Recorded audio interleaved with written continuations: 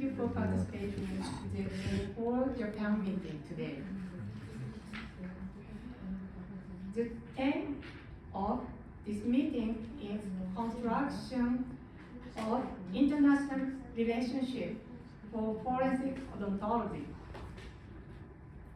This Japan meeting is held by the AFHOR members who were interested people from multiple countries involved in forensic science field, populated by JAMP, which was volunteers working on the issue related to unidentified and missing people in Japan, supported by Japanese Society of Forensic Dental Science, and subsidized by Life Science Foundation of Japan. This meeting was planned with the expectation that it would be an opportunity for further development of international exchange with the following objectives: learning about the viewpoint of people in other countries, conveying the viewpoint of the Japanese, and mutually understand each other. And for a country like Japan that needs to develop as a member of the international community to prepare for various disasters that may occur in the future. I have prepared for this meeting for over a year, hoping that everyone would be able to come to Japan. However, the border security measures of Japan have not been relaxed as expected.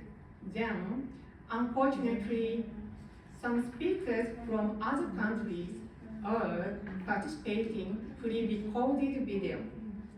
Okay, let's start the first presentation. First speaker is Professor Emilio Nuzzolese from Italy, the President-elect and first President of AFHOR. The content of the presentation is introduction of AFHOR. Please start. Good morning. Good morning, everyone. Honorable colleagues, friends, forensic scientists. For me, it's a very high privilege to be here today in Tokyo, sharing with you what is the experience, what is the vision, and what are the goals of the Association Forensic Odontology for Human Rights. Again, thank you, Professor Akiko, for the invitation. Thank you to the organizing associations of Japan for allowing us to be here today and share with you why it is so important to include dental data collection for the purpose of speedy, timely human identification. Forensic odontology is related to human identification. It is involved in several age estimation methods. We are involved in the analysis of bite mark evidence. Also, forensic dentists are involved in dental negligence and dental malpractice when there is a dental damage which requires a compensation. But malpractice and dental damage evaluation have national issues related to the judicial system. So this is not what we will talk today. Today we will talk, most of the meeting of the presentations are related to the identification process, highlighting the importance of dental data. Why and where did this association start?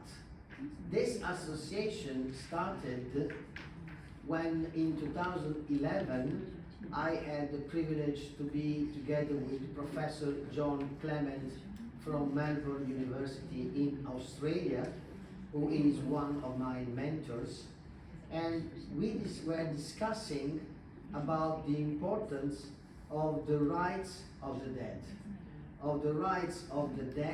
to have an identity, to be identified. So the coming year, 2012, I attended an international conference in Belgium organized by the International Dental Ethics and Law Society, IDEALS, it's the acronym, and I presented a paper related to missing people, migrants, identification, and human rights, specifically relating to the migration phenomena, which is a place and a situation where over 34,000 people have died, and more people are dying this year as well, and they are left unidentified. Here, just to show you how big is the phenomena, every single dot that you see in these slides represent a person who is dead.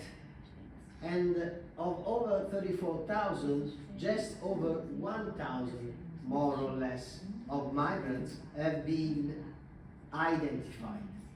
The other people are left unidentified and are buried as unidentified human remains. So, do we really need forensic odontologists? I am aware that there are some experts who are attending this meeting today who are not dentists.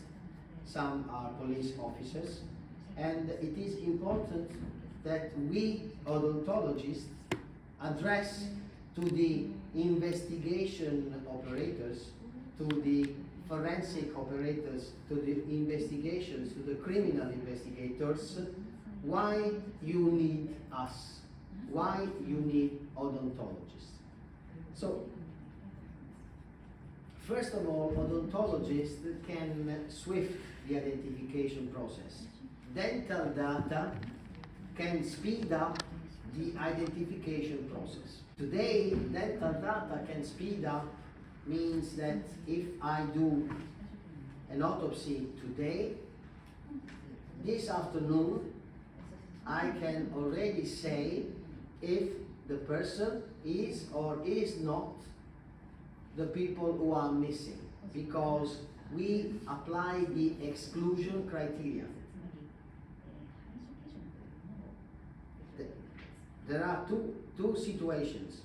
One is the exclusion and one is the identification. Dental evidence is also important in crimes like child abuse, dental neglect, homicide, domestic violence, and sexual abuse, because there could be bite mark evidence. Also, we can be involved in the identification of human remains in genocide and mass graves. We are already planning to offer our availability to Ukraine, because there will be the need to identify the civilians who have been involved in the war conflict, which should not have been involved. Then dental data is very important, very extremely useful to assess the age of a person. And this is relevant also on living individuals, like minors. We have migrants minors who cross borders. They have no documents. Police have to assess if they are minor or not, because there is a different treatment if you are a minor or if you are an adult. And this is worldwide, not only Italy, Japan, as any other country. So, in other words, we are also involved in border control because we can collect identifying data. This is also relevant in other crimes like human trafficking, because in the human trafficking, again, there is a huge amount of victims who are minors. This is the final, let's say, list of the consultations, forensic work, where we as odontologists could be or should be involved. Mass disasters victim identification, in the field of unidentified human remains, in the border control and age assessment of minor migrants, in cases of homicide, domestic and sexual violence, child abuse, torture, human trafficking, if there is dental evidence such as bite marks. We are involved in patient rights in dental negligence, and all this set of forensic consultations can be all offered also from an humanitarian point of view. In fact, the Association Forensic Odontology for Human Rights, after starting in 2015, is the association that since 2015 has been promoting humanitarian forensic odontology, which is offering our expertise in all those investigations where dental evidence is found, should be analyzed, and could contribute to the investigation itself, which means working in mass graves for the identification of the victims, involved in evidence collection in cases of child abuse, and offer our expertise when there is the need to assess an age, because the panoramic X-ray you see on the left is one of the ways we can assess the age together with other methods. Why do we offer this from the point of view of being a humanitarian service?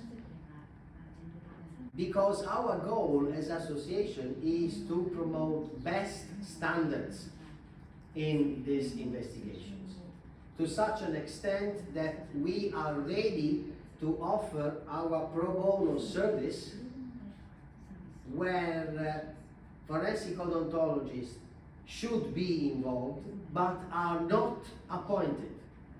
So imagine there is an investigation, imagine there is dental evidence, but no odontologists have been appointed because there is no financial support, because there are no odontologists available.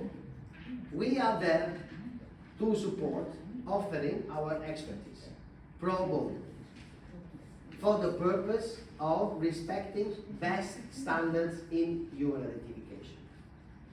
Now, if you are here, this means that you are involved in forensic investigations, in medical legal aspects. And as me, you are aware that when we are involved in forensic investigation, we have to strictly respect criteria of investigation. This means that if there is a procedure, that procedure must be respected from the beginning until the end. This is the moment, 2015, where I introduce my concern on the importance of the human rights of the dead. I'm sure you know that there is an international police called Interpol, International Police Agency. This Interpol has an headquarters in Lyon in France and in Singapore, and they created a commission on the identification of the victims after a mass disaster, and this commission has several sub-working groups. One of the sub-working groups is related to forensic odontology. I started introducing this concept to the colleagues, and we started with 12 forensic odontologists from various countries. I simply highlighted to my colleagues that the identification of human remains is a human rights issue. This is one of my articles where you can read more about humanitarian forensic odontology. When, why, where. So AFHOR stands for offering resources in the identification process of human remains and in age estimation process, in the living as well as in the dead. But AFHOR now, today, counts on over 30 countries and over 100 members. And AFHOR is not only composed by members who are odontologists, but there are several colleagues who are involved in the investigation of identification and age estimation. For this reason, we have also fingerprints experts, forensic pathologists, and forensic anthropologists. In other words, we are a roster of experts, of forensic scientists that offer expertise and experience in the human identification process, but are also available to assist forensic caseworks remotely in teaching. Also, being an international network of over 30 countries, we also have some research projects running in the field of age estimation, in the field of human identification. Lately, we are, for example, trying to perform the virtual dental autopsy, which means an autopsy which is performed remotely. Now, from the legal point of view, why an incomplete human identification is a violation of human rights? Because an incomplete human identification infringes on various human rights embodied inside the Universal Declaration of Human Rights, and also violates other international covenants on civil and political rights, Article 2, 6, and 7, as well as other regional instruments, including the European Convention of Human Rights.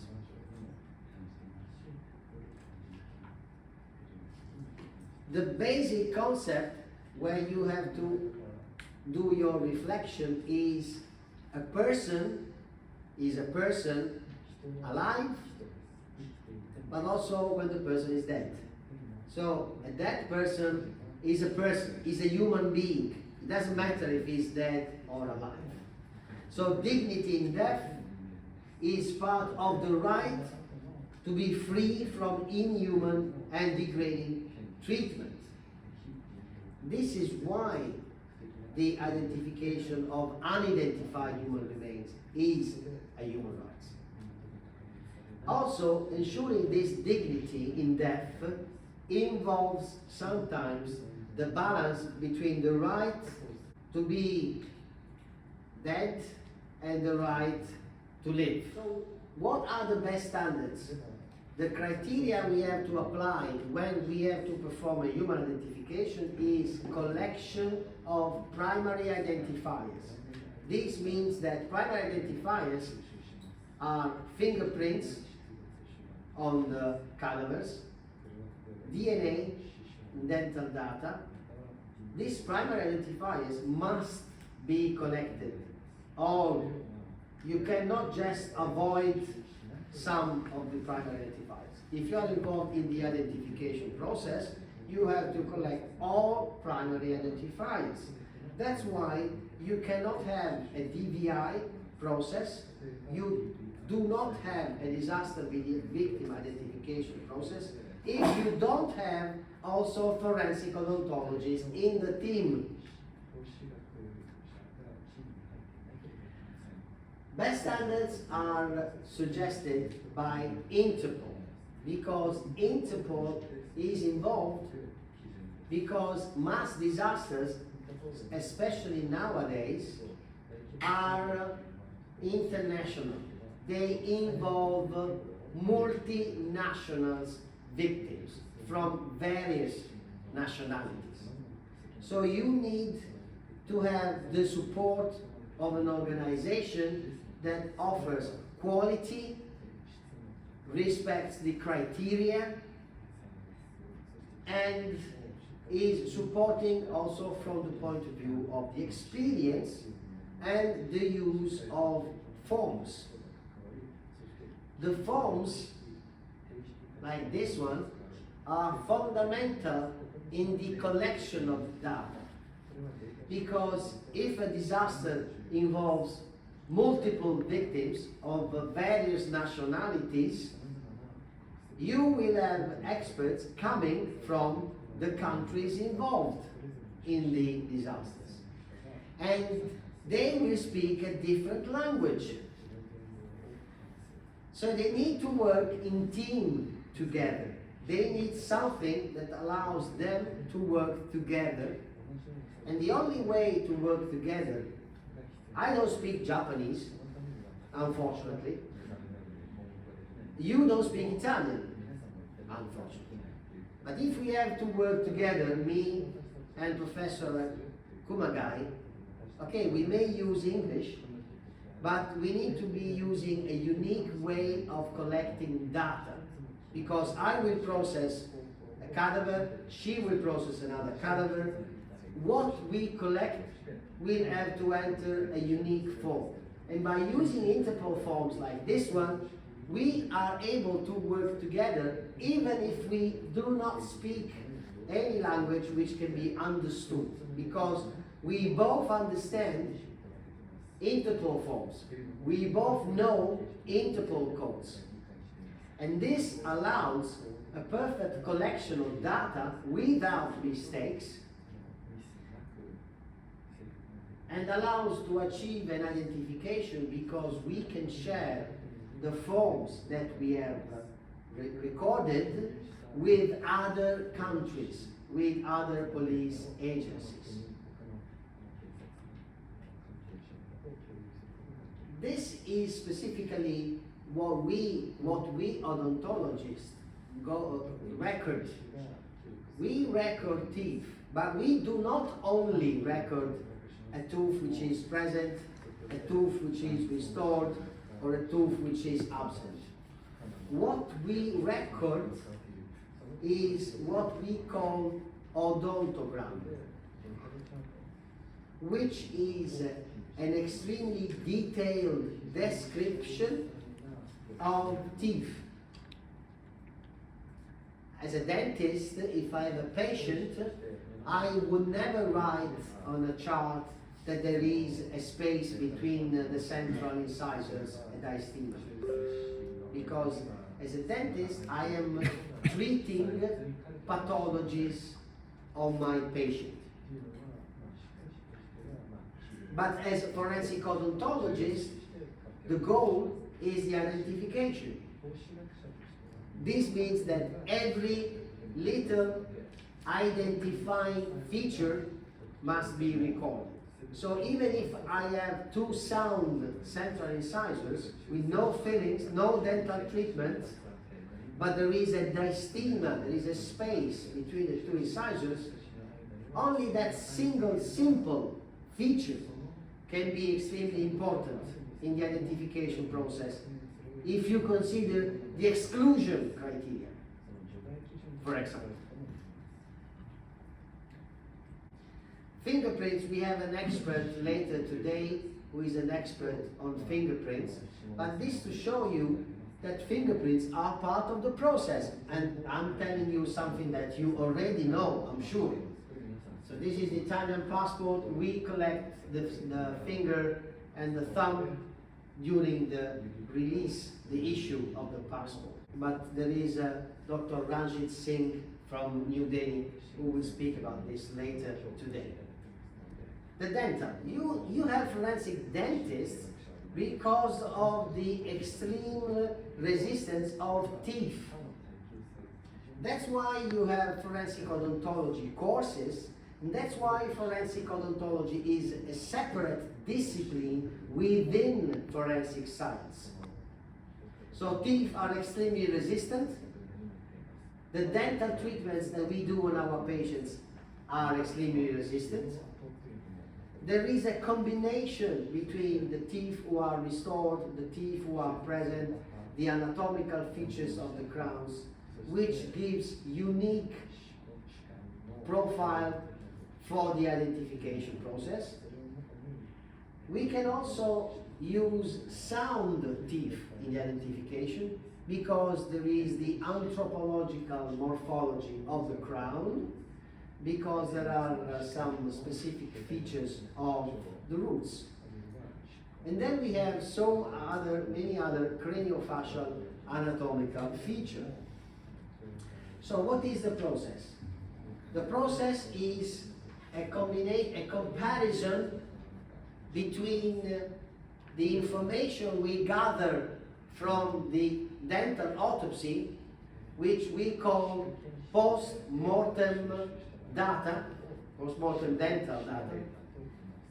And then this is compared with the information we obtained from the families of the missing people. The information means that dentists are involved. They are asked to offer dental charts of their patients. But there are also other features that are dentally related, but we collect from families and not from dentists, as I will show you now. As a human rights association, we are strictly respecting the human rights of the human beings. So we are recording the presentations. This means that we will make this presentation available online. And for this reason, anyone in the world will be able to watch what we are saying today. So I'm going to show you some human remains, and of course, we don't want that human remains are shown on social media. My son Davide is our record. So here is a case of a person who commits suicide, and she gets completely burnt. And this is one of the cases where odontologists are extremely useful in the identification process. One aspect, we have the car, we have the number of the car, we have the name of the owner of the car, we have somebody who died in the car. So it would be very easy, apparently, to understand who is the victim. Again, you don't do identification because you think who this person is. You do not do identification because you recognize the face. You need a scientific identification done technically in a correct way, which means a comparison between fingerprints, DNA, or dental data. So even if we have most probably everything to understand who is the victim who commits suicide in this car, you still need to perform an identification respecting the forensic criteria. This is one of the reasons why you cannot do any facial recognition, any visual recognition. Families sometimes are called in the mortuary to perform a recognition of clothing, of belongings, but you do not trust. We do not do an identification based only on visual identification. It can be useful, it is used in the investigation process, but we will achieve a positive identification comparing primary identifiers. On the left, on the right, you see the X-rays of the teeth of this person.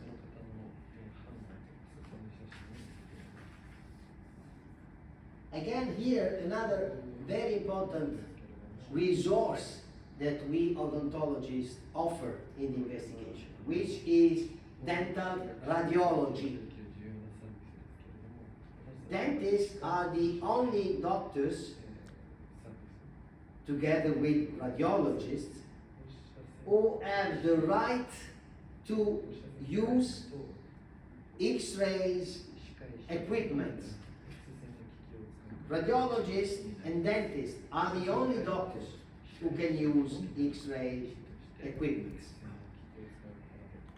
The other doctors who don't have the radiology specialization or who are not dentists cannot do any X-rays, cannot perform X-rays on people, alive or dead. Here is an example where you can see in this fragment of the mandible how important is the periapical X-ray of the same fragment. When the human remains are carbonized, burnt, they are extremely fragile. So the more you take them in the hands, the more they will turn into powder. But if you do an X-ray, like the one beneath, you have, first of all, you get other information, like the presence of an endodontic treatment in this inferior molar. And the presence of an endodontic treatment alone can be an identifying feature in the identification process. Secondly, you have an objective image which will be there forever, even if the fragments get lost or get destroyed. It's a digital image, can be transferred to other countries, to other colleagues, in order to have a second opinion, and because it is a digital image. This is again a case where you will have to work on carbonizing. You can easily understand that there is no way you can do a visual recognition. But there is not only fire, there is also the post-mortem degradation of people. This is the tsunami 2003. This is how the victims laid in 40 degrees, over 40 degrees in the water for 2 or 3 weeks. And of course, this created several alterations of the somatic features. Or this is how you collect human remains from Mediterranean Sea. Extremely altered with adipocera, which is a post-mortem alteration. But here again, teeth and dental prosthetic. Here you can see the extremely resistance of teeth. And in particular, this is a prosthetics, a metal ceramic bridge. Thank you, Davide. Another important aspect is not only dental data, but what is called secondary identifiers. I have the glasses to see. If I die, if I became skeletonized, they find these glasses. This is not, you don't identify me because of these glasses, of course, but you will find these glasses next to the human remains on myself. So this is a secondary identifier. This is an information related to the body of the cadaver, which can help in the identification process and should be collected. You don't identify people on secondary identifiers, but you collect secondary identifiers because they can support the identification process, because they can help in narrowing the search of the possible missing. So secondary identifiers means jewelries worn by the cadaver, tattoos that you find on the cadaver, rings, watches, clothing. From the dental point of view, we have several dental piercing on the tongue, on the lip, on teeth. Why it is important to discuss about secondary identifiers?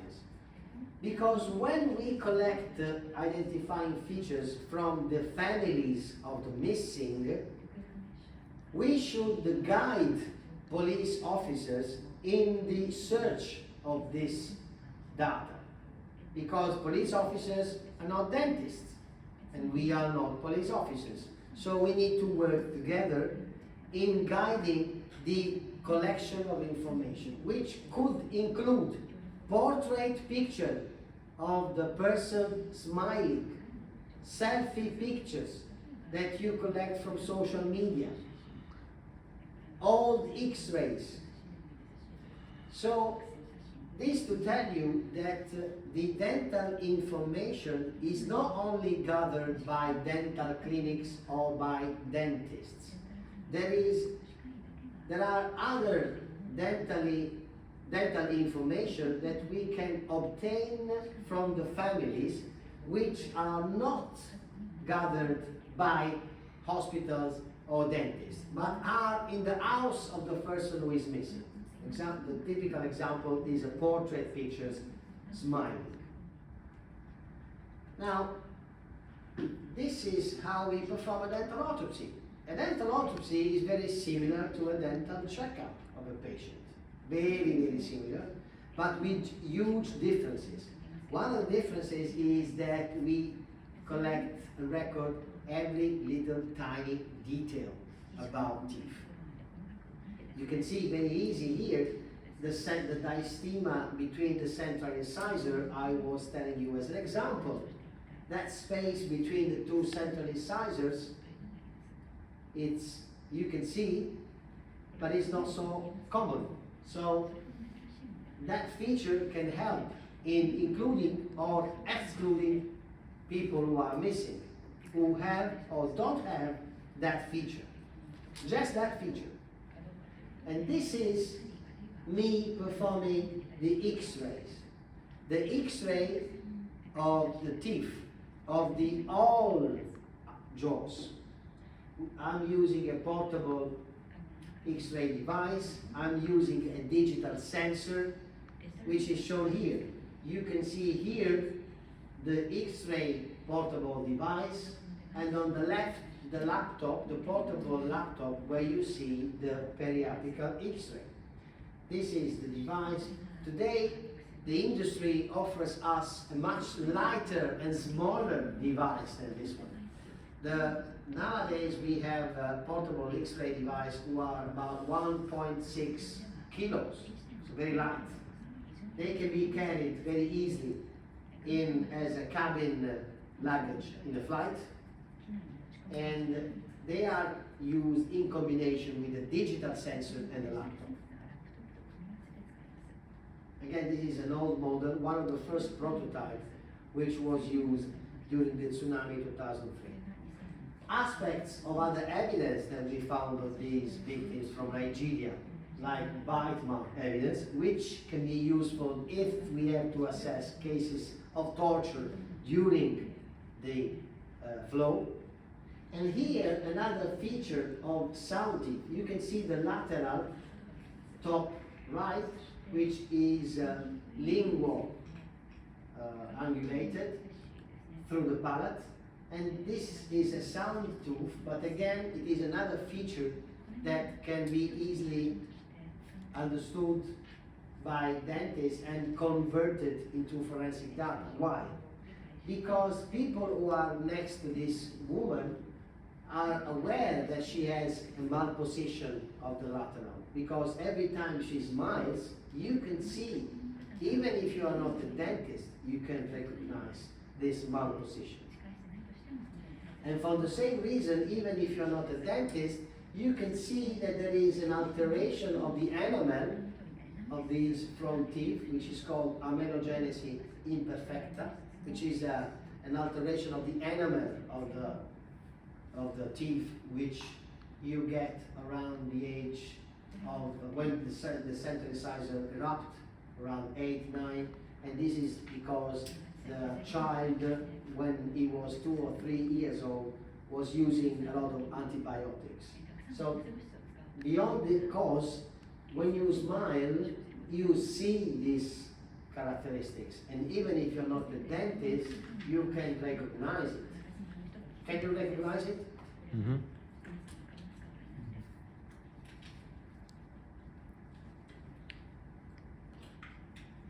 Of course, crowns that are metal crowns in this case.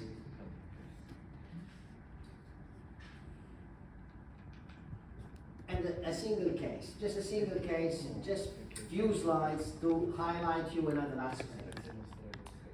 And this is important for me to share because this is a case which was already processed by the forensic pathologist and was buried in the cemetery with the definition of unidentified cadaver. This is the picture I took in the cemetery where the human remains was put to place, to rest. We say rest in peace. Well, in this case, this human remains did not rest in peace because the human remains had to be reopened because the dental autopsy was not performed. And this is one of the issues we stress as AFHOR. Human remains should be processed only once. Collect as much as possible information that can be used for the identification, even in the future, then close the coffin. You don't want to reopen the coffin to collect data that you should have already collected in first place. That's why if you have human remains that you need to identify, you have to always appoint one or more forensic odontologists if jaws, teeth, and the skull is present. This is the coffin reopened of these human remains, and this is me with the forensic anthropologist Matteo Borrini. We are doing a dental autopsy, and I am doing the X-ray collection of jaws and teeth. You can see how easy it is. And you can also see the difference between an ordinary X-ray device, because I am holding the X-ray, I am not moving away from the area where I am collecting. Because the portable X-ray device is created in a way that you are protected by X-rays through the disc you see here. Okay? So this is revolutionary for dentistry, because the first time we used this was during the identification of the victims of the tsunami 2003 in Thailand.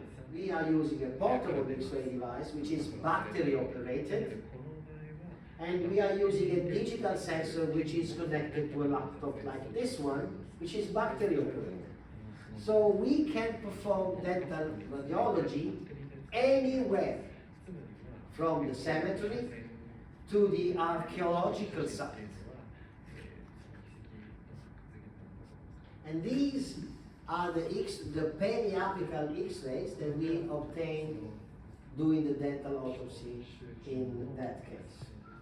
And I'm going to the end of my presentation. Any questions?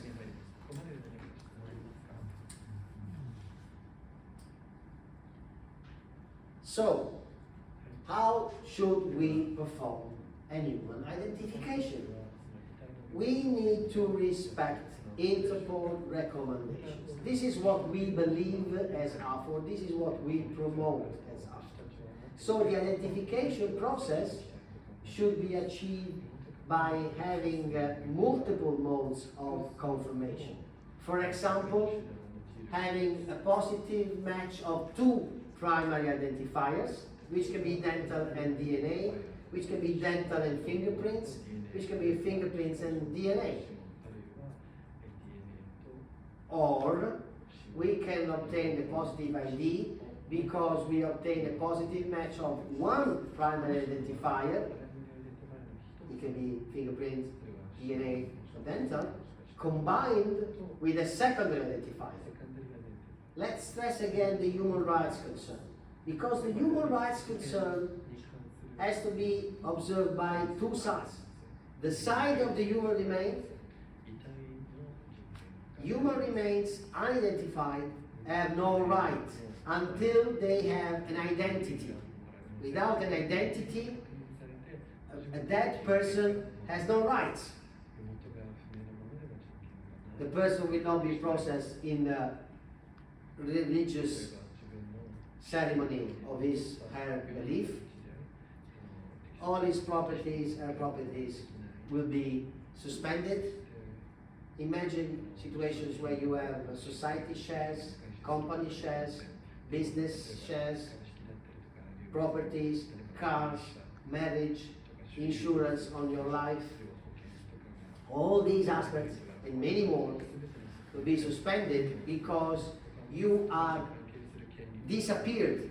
You are not dead until somebody like us with the police and the court gives back the identity to a human being. This is one side, but don't forget there is another side. The other side is the families who are waiting for their next of kin to be back home. And they have the right to know the fate of their missing beloved. They have the right to process their mourning for the loss. And if you don't have a coffin, if you don't have a funeral, you cannot close your suffering and start again your life the day after. And this is the reason why our work as scientists is not only a technical work, it is also a work related to the relief of suffering of the people who have missing persons around the world. And the number of missing persons are, you could not imagine how high is the number of children and people who are missing and never found back, never found again.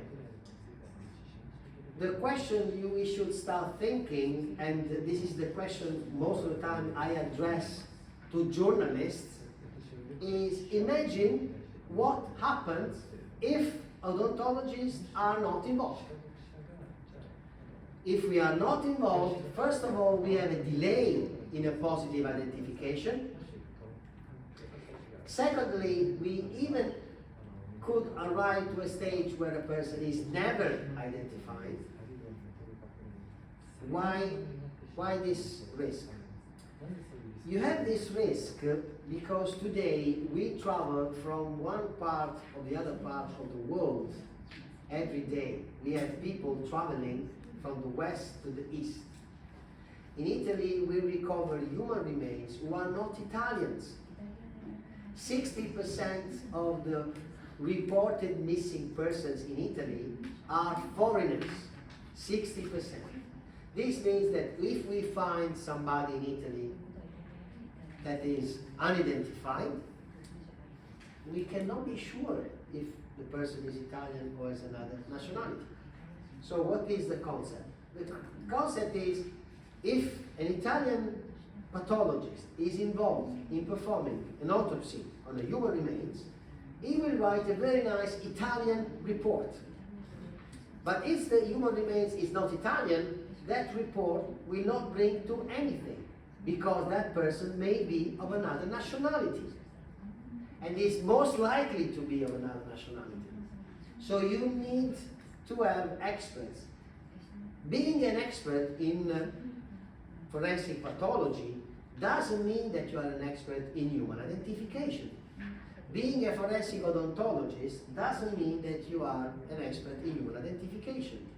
But those of us who are trained also in human identification are able to offer not only a collection of data, but also the best use of the forms that I showed you, Interpol forms, that allow the information to be shared by other colleagues and other police agencies.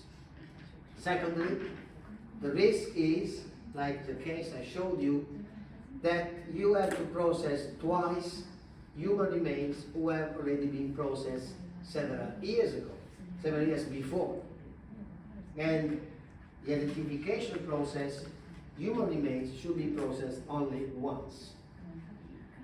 One last aspect is the difference between a dentist and a forensic odontologist. A dentist is not a forensic odontologist.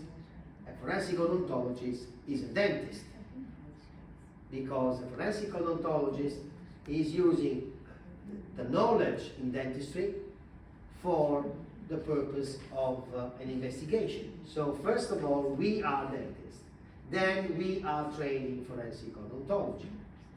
But the examination we do of jaws and teeth to collect dental data cannot be confused with a dental autopsy. A dental autopsy is the collection of information and that is used for the identification. A dental examination can be performed by a dentist, can be performed by a pathologist, which is only observing the inside of the mouth.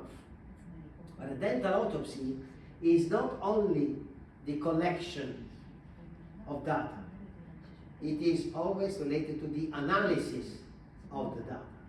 So after we collect the dental data from a human remains, we analyze that data and we obtain a biological profile of the unidentified. Is it clear? Mm-hmm. Is it not only a collection? It is an analysis, okay? Which leads to a biological profile which is used for the identification. The forensic examination between odontologists should also be standardized and should always include dental radiology.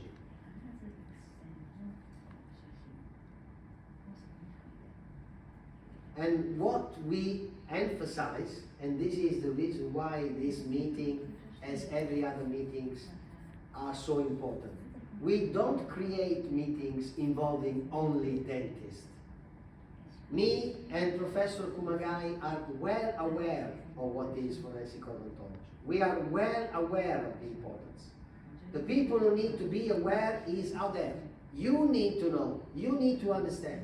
So we need to have meetings where we create exchange of information, experience, and knowledge for the purpose of achieving best standards. That's why AFHOR promotes international cooperations, not only among dentists, but with scientific societies, NGOs, police agencies, and all forensic scientists who are involved in the human identification process.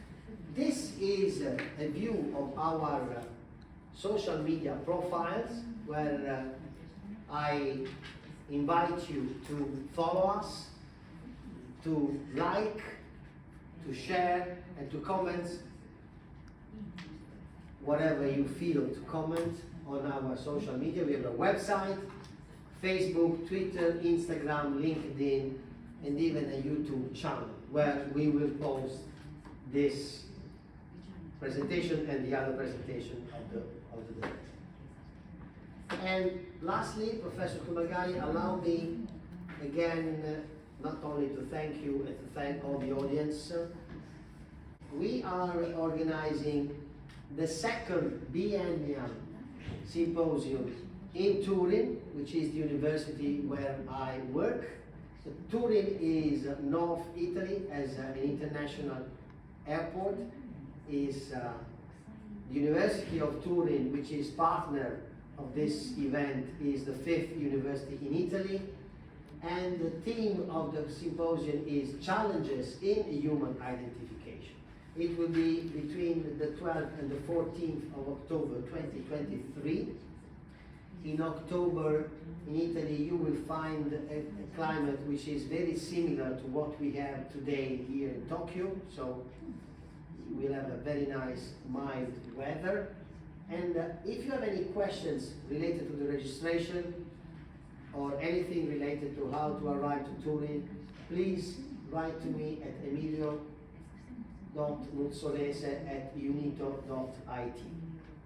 Now, thank you for your attention. Dr. Nuzzolese, thank you for your wonderful presentation. Unfortunately, time is over. But if you some question from Robert, please ask him after this meeting or